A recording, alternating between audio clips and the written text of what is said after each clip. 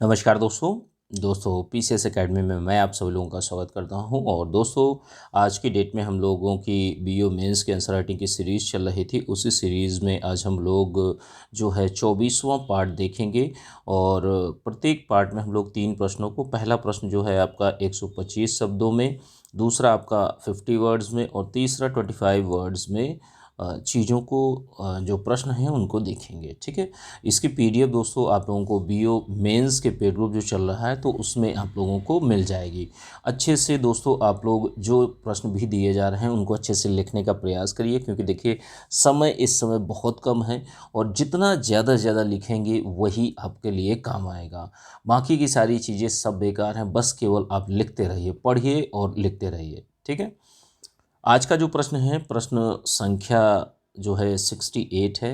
125 शब्दों में इस प्रश्न को लिखना है। जैसे देखिए, प्रश्न को लिखने से पहले आप लोगों को कुछ सावधानियां ध्यान में रखनी होती हैं कि जैसे जो ग्रामर की गलतियां हैं वो आपसे नहीं होनी चाहिए। जो इंट्रोडक्शन पार्ट है, बॉडी पार्ट है, कंक्लूजन पार्ट है, तो तीनों में एक एक कोटेशन आप लोग ज़रूर डालिए। इसके साथ में कुछ फ्लो चार्ट, डायग्राम, इन सारी चीज़ों का भी प्रयोग करिए। और जो अच्छे कीवर्ड्स जो होते हैं, अच्छे वाक्य जो होते हैं, उनको अंडरलाइन भी करने का प्रयास करिए और इन सारी चीज़ों को देखते हुए अच्छे से प्रश्न को लिखिए। आइए प्रश्न को देखते हैं हम लोग। प्रश्न क्या है? सतत विकास को परिभाषित करते हुए इसके उद्देश्यों को बताना है। तो देखिए, सस्टेनेबल डेवलपमेंट के बारे में आपको उसके डेफिनेशन को बताना है कि आखिर क्या होता है सतत विकास या सस्टेनेबल डेवलपमेंट।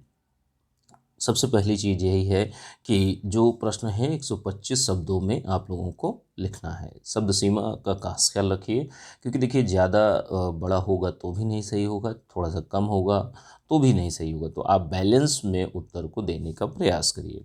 देखिए, सतत विकास की जहाँ तक बात की जाती है तो कौन सा विकास है जो सतत विकास कहलाता है? तो देखिए, आर्थिक विकास के साथ साथ में जैसे आप इकोनॉमिक डेवलपमेंट तो करते ही करते हैं, लेकिन इकोनॉमिक डेवलपमेंट में क्या होता है कि हम पर्यावरण को ध्यान नहीं देते हैं। तो यहाँ पर क्या बात आती है कि हम आर्थिक विकास करें, इस तरीके से करें कि हम पर्यावरण को भी सुरक्षित रखें, हम पर्यावरण को नुकसान ना पहुंचाएं। एक यह जो सतत विकास है, देखिए आर्थिक विकास के साथ साथ पर्यावरण को, दोनों को बराबर, कि जैसे देखिए ऐसा नहीं होना चाहिए कि जैसे मान लीजिए इकोनॉमिक डेवलपमेंट है और पर्यावरण जो सुरक्षा है वो इस तरीके से नहीं। इन दोनों को समान रूप से एक बराबर स्पीड में चलना चाहिए। ठीक है, कि दोनों, आर्थिक विकास और पर्यावरण दोनों समान रूप से आगे बढ़ें, सुरक्षित रहें सुरक्षा की दृष्टि से। और एक चीज़ है कि जैसे ये एक मूल्य आधारित अवधारणा है कि आपका यह दायित्व है, आपका यह कर्तव्य है कि आप भविष्य की पीढ़ियों के लिए जो प्राकृतिक संसाधन हैं उनका एक विवेकपूर्ण उपयोग करें। और परस्पर, वो चाहे आर्थिक विकास हो या पर्यावरण हो, इन दोनों में एक परस्पर सह अस्तित्व बना रहे। एक रिपोर्ट है, ब्रंटलैंड आयोग की रिपोर्ट, उसके अनुसार सतत विकास क्या है कि जैसे जो भविष्य की पीढ़ियों की आवश्यकताओं की पूर्ति से बिना समझौता किए वर्तमान की आवश्यकताओं को पूरा करना, कि हम भविष्य में जो बच्चे हैं हमारे आने वाले, या जो भविष्य की पीढ़ियां हैं, उनको अच्छी चीज़ें मिलें, एक अच्छा वातावरण मिले, हम उससे भी समझौता नहीं करेंगे और अपनी वर्तमान आवश्यकताओं को भी पूरा करेंगे। तो इस तरीके का डेवलपमेंट क्या कहलाता है? सस्टेनेबल डेवलपमेंट कहलाता है, सतत विकास कहलाता है। ठीक है, अब देखिए एक एक करके सतत विकास के उद्देश्यों को देखते हैं कि जैसे सबसे पहला उद्देश्य क्या है। सबसे पहला उद्देश्य यही है कि जो प्राकृतिक संसाधन है, प्राकृतिक संसाधनों को दुरुपयोग होने से बचाना, प्राकृतिक संसाधनों को दुरुपयोग होने से बचाना। ठीक है, इतना ध्यान रखिएगा। दूसरी चीज़ क्या है कि जैसे जो नए वैज्ञानिक खोजें हैं कि भाई जो जितनी भी रिसर्चेज हो रही होती हैं तो इसमें प्रकृति के अनुरूप होना चाहिए। ऐसा नहीं है कि हम पर्यावरण को किनारे करके अपनी खोजों को आगे कर रहे हैं, कि हम जो भी रिसर्च कर रहे हैं, जो भी अनुसंधान कर रहे हैं, वैज्ञानिक खोजें कर रहे हैं, वो पर्यावरण की जो लिहाज पे कर रहे हैं कि भाई पर्यावरण ठीक है, कुछ नहीं है, हम अपना डेवलपमेंट देखेंगे, हम जो अपनी खोजें हैं वो करेंगे। तो ऐसा नहीं होना चाहिए। जो हमारे पर्यावरण की विविधता है, जो हमारे पर्यावरण की विविधता है, डाइवर्सिटी है, उसकी रक्षा करना। तो ये रक्षा कौन करता है? सतत विकास लक्ष्य, क्योंकि ये पर्यावरण इन्वायरमेंट को ध्यान में रखकर आगे चीज़ें करता है। विकास की नीतियों में स्थानीय समुदायों को शामिल करना, कि सतत विकास में ये भी होता है कि सभी का समान रूप से विकास, ठीक है, पर्यावरण को ध्यान में रखते हुए। तो विकास की नीतियाँ जो भी बनती हैं उनमें स्थायी समुदायों को, जो लोकल कम्युनिटीज़ हैं, उनको भी शामिल करना। और क्या है कि शासन की संस्थाओं का विकेंद्रीकरण। और देखिए, विकेंद्रीकरण इसलिए भी जरूरी होता है क्योंकि शासन में पारदर्शिता आएगी, उत्तरदायित्व तो आएगा। तो ये सारी की सारी चीज़ें जो एक सरकार है, जो जनता के प्रति उत्तरदायी बनाना, सरकार को क्या है, जनता के प्रति उत्तरदायी बनाना, कि भाई जनता के लिए अगर पर्यावरण नहीं मिला, एनवायरनमेंट नहीं मिला, तो फिर ये दिक्कत खड़ी करेगा। तो ऐसे में क्या है, शासन की संस्थाओं का विकेंद्रीकरण और विवेकपूर्ण उपयोग, जो भी आपका एनवायरनमेंट है, पर्यावरण है, ठीक है, जो प्राकृतिक संसाधन है उनका। और क्या है कि जैसे अंतर्राष्ट्रीय जो बहुत बड़ी संस्थाएं हैं अनेक, तो ये योजनाएं चलाती हैं। तो योजनाएं जो होनी चाहिए वो गरीब देशों के अनुकूल होनी चाहिए। कैसे होनी चाहिए? गरीब देशों के अनुकूल होनी चाहिए। लोगों के जीवन स्तर में समानता होनी चाहिए, कि अब ऐसा नहीं होना चाहिए कि किसी का डेवलपमेंट तो बहुत ज़्यादा है और कोई डेवलपमेंट ही नहीं कर पाया है। तो ऐसे में असमानता नहीं होनी चाहिए। जीवन स्तर में सभी का जो जीवन स्तर है वो समान होना चाहिए। लोगों के साथ न्याय होना चाहिए, कि भाई जो बंटवारा है प्राकृतिक संसाधनों को, वो समान रूप से होना चाहिए। ऐसा नहीं हो कि प्राकृतिक संसाधनों के दोहन के मामले में आप किसी के साथ अन्याय करें, ठीक है। तो ऐसा ये चीज़ें नहीं होनी। सतत विकास के लक्ष्य में यही इंपॉर्टेंट होता है। और क्या चीज़ होता है कि जैसे राष्ट्रों के मध्य शांतिपूर्ण सहअस्तित्व को बढ़ावा मिलना चाहिए। और ये सारी की सारी चीज़ें किस लिए होती हैं? मानवता के हितों की रक्षा के लिए, कि हर तरीके से सतत विकास लक्ष्य एक अच्छे समाज के निर्माण में सहायक होता है, बनाने का प्रयास करता है। और एक शांतिपूर्ण सहअस्तित्व, जो वैश्विक परिस्थितियां हैं, जो वैश्विक एक माहौल है राष्ट्रों के मध्य में, उस माहौल को शांतिपूर्ण सहअस्तित्व के रूप में प्रतिस्थापित करना। तो ये सारी की सारी चीज़ें हैं। इनको आप बेहतर तरीके से 125 शब्दों में प्रश्न को आप लोगों को लिखना है। तो इस प्रश्न को आप लोग अच्छे से 125 शब्दों में लिखने का प्रयास करिए। इसकी पीडीएफ दोस्तों आप लोगों को बीओ मेंस का जो पेड ग्रुप चल रहा है तो उसमें आप लोगों को मिल जाएगी, ठीक है। आइए दूसरे प्रश्न में चलते हैं। दूसरा प्रश्न जो है आपका जीएस फर्स्ट पेपर का ही है और प्रश्न संख्या 69 है।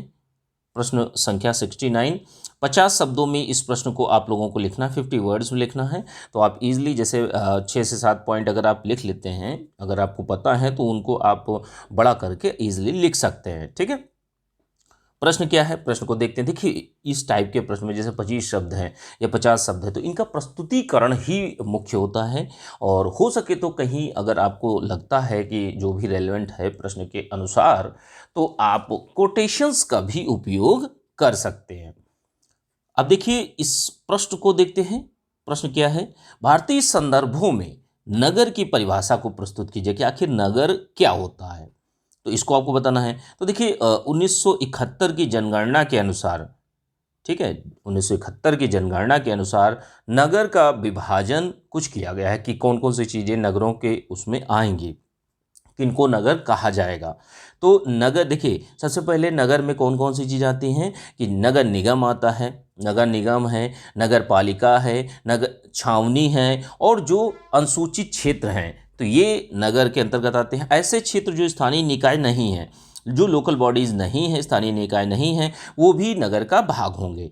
ऐसे मतलब क्षेत्र जहाँ पर जनसंख्या 5000 से अधिक हो तो उसको हम नगर कहेंगे। वहाँ पर जनघनत्व जो है 400 व्यक्ति प्रति वर्ग किलोमीटर से अधिक हो। ध्यान रखिएगा, 400 व्यक्ति प्रति वर्ग किलोमीटर से अधिक होना चाहिए, तो उसको हम नगर कहेंगे। और ऐसा क्षेत्र हो, ऐसा जो जगह हो, पुरुषों की कार्यशील जनसंख्या का 75% जो है वो गैर कृषि कार्यों में लगा हो, मतलब कृषि कार्यों में नहीं लगा होना चाहिए, अन्य कार्यों में लगा होना चाहिए। तो जो वो क्षेत्र होगा उसको हम नगर कहकर पुकारेंगे। तो ये जो जनगणना 1971 है, 1971 की जनगणना हुई थी, तो उसके अनुसार नगर की परिभाषा को परिभाषित किया गया था। तो इसके अनुसार ये नगरी की परिभाषा है। इसको आप 50 वर्ड्स में अच्छे से लिखने का प्रयास करिए।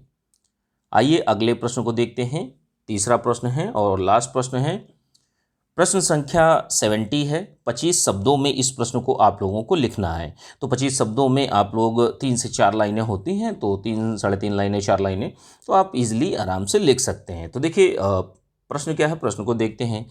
पाटलिपुत्र पर टिप्पणी करना है। देखिए पाटलिपुत्र यह पटना का ही नाम था और वर्तमान बिहार की जो राजधानी है, बिहार की वर्तमान जो राजधानी है पटना, तो इसी का प्राचीन काल में जो नाम था वो आपका पाटलिपुत्र था।